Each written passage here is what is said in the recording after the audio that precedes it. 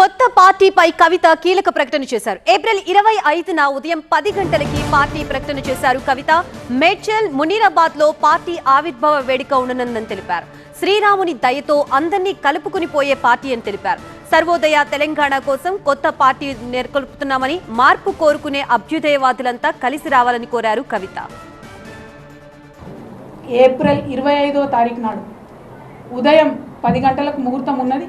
కాకపోతే పొద్దున్నే 10కే ఉంది ముహూర్తం కాబట్టి మా కార్యకర్తలతో చేసుకుంటా ఉన్నాం.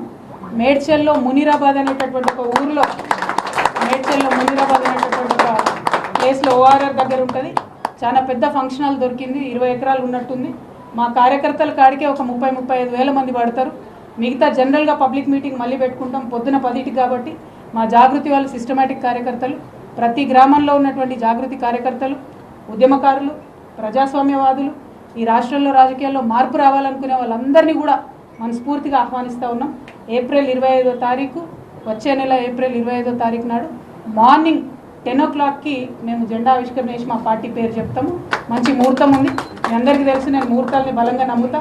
మరి కాలానుగుణంగా పనులు చేస్తే ప్రజలకు కలిసి వస్తుందని నేను బలంగా నమ్ముతున్నా. కాబట్టి ఆ ఉదయం పూట అయినా తీసుకోవడం జరిగింది. ఆ మొత్తం డీటెయిల్స్ అన్నీ కూడా ట్విట్టర్లో, ఫేస్బుక్లో, వాట్సాప్లో మళ్ళీ మీకు లొకేషన్తో సహా.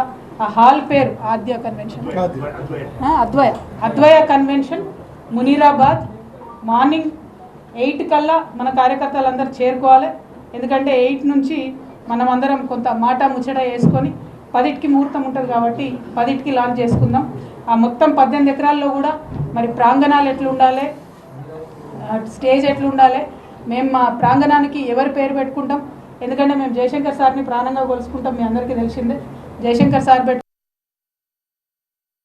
మహిళలు, బుద్ధిజీవులు, మేధావులు మాకు తెలియజేయాలని చెప్పి కూడా మేము కోరుతా ఉన్నాం. మేము చాలామందిని కలిసి మేము ఈ ప్రయత్నం చేసినాం.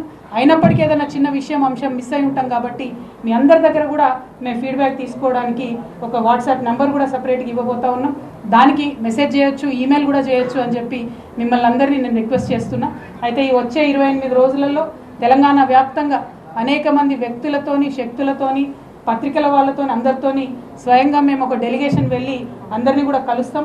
ప్రతి ఒక్కరిని తెలంగాణ రూపురేఖల్ని మార్చడం కోసం, సామాజిక తెలంగాణ సాధించడం కోసం, తెలంగాణ అభ్యున్నతి కోసం, ఆదర్శప్రాయమైన తెలంగాణ సాధన కోసం కలిసి రావాల్సిందిగా అందరినీ కూడా రిక్వెస్ట్ చేస్తాను. వీళ్ళు వాళ్ళని కాదు.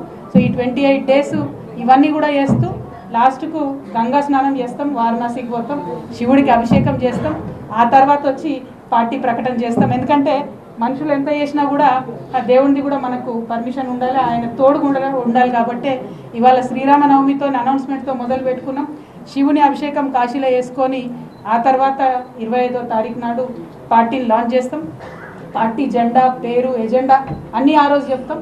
ఈ నెల రోజులు ప్రిపరేషన్ కోసం, మా కార్యకర్తలందరూ తరలి రావడం కోసం, ప్రజల నుంచి ఫీడ్బ్యాక్ కోసం, అన్నిటికన్నా ఎక్కువ నా నిజామాబాద్ ప్రజల ఆశీర్వాదం కోసం ఈ నిజామాబాద్ నుండే మరి నేను ప్రకటన చేస్తా ఉన్నాను. ఎందుకంటే నేను ఒక సామాన్య తెలంగాణ ఉద్యమకారులుగా ఉన్నటువంటి నన్ను పార్లమెంట్కి పంపిరు మీరు ఆశీర్వదించి పార్లమెంట్కి పంపడంతో అక్కడ కొన్ని నేను సమస్యలు రేకెత్తగలిగిన, దేశమంతా ఇవాళ అనేక మంది మిత్రుల్ని పంపించుకోగలిగిన, సంపాదించుకోగలిగిన, అవి చేయగలిగిన అంటే మాత్రం కేవలం నిజామాబాద్ ప్రజల దీవెన్నే అని చెప్పి మనస్ఫూర్తిగా తెలియజేస్తూ